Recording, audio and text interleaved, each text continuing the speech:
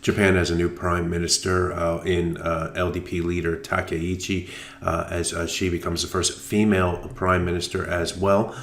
She is considered to be more dovish. That has the yen moving to the downside, the dollar moving to the upside versus that currency pair. The dollar is also stronger versus the euro and the pound sterling. I'll go through the technicals that are driving these three major currency pairs in this video, so let's get started.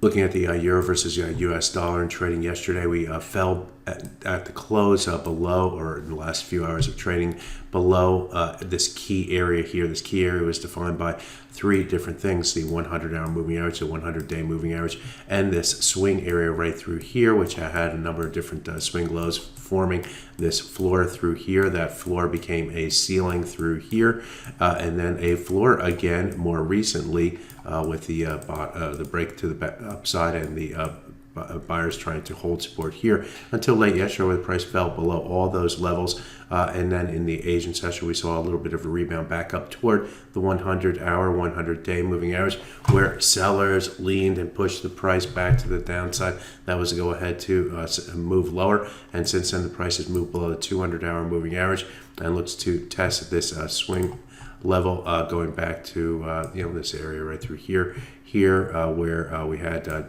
number of different, it's kind of an average of the different levels, but including this low right here. So we found some little support here, but with the break below the 200-hour moving average, that now becomes sort of a resistance area. You don't want to see the price start to trade materially above that 200-hour moving average.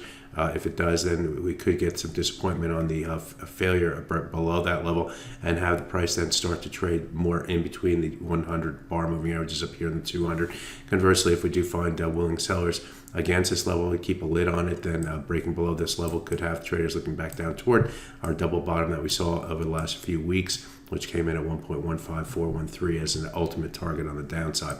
Let's take a look at the dollar versus yen next. I mentioned that this was the strongest currency, biggest mover, I guess I should say. It's up about 0.8% versus the US dollar. You can see why from a technical perspective. I spoke about this yesterday as well, how the 100-hour moving average was broken here but could not sustain that momentum. And then we started to find willing sellers against the level throughout the rest of the day.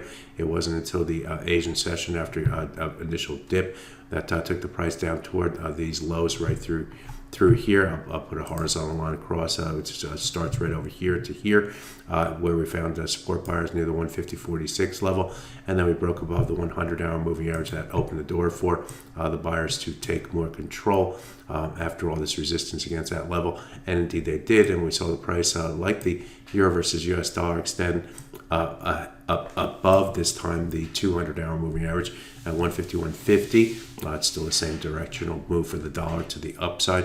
And we initially moved up to that level and then rotated down and then based and moved back to the upside. So that was a good that's a good change there for the pair. The next target comes against the 152.11 level, which corresponds with this low right here.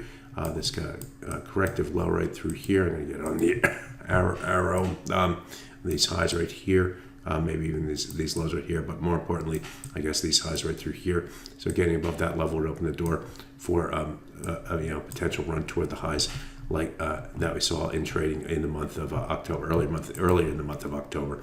Conversely, if we do break back below the 200-hour moving average, we're back in between the 100 and 200-hour moving average and expect up and down price action as the market figures out which way it wants to go from there. Finally, let's take a look at the sterling versus US dollar.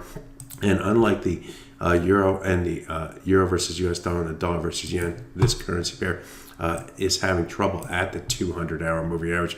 Recall both the euro and the dollar yen moved through their 200-hour moving average. In this case, for this pair, however, we did get below the 100-hour moving average.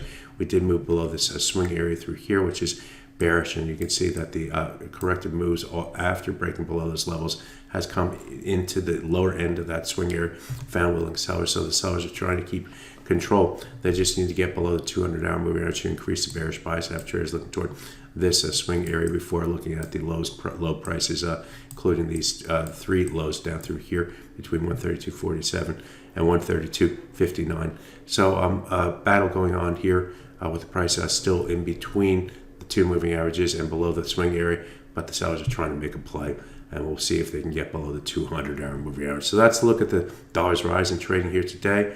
My name is Greg McCloskey. Good fortune with your trading. Bye-bye now.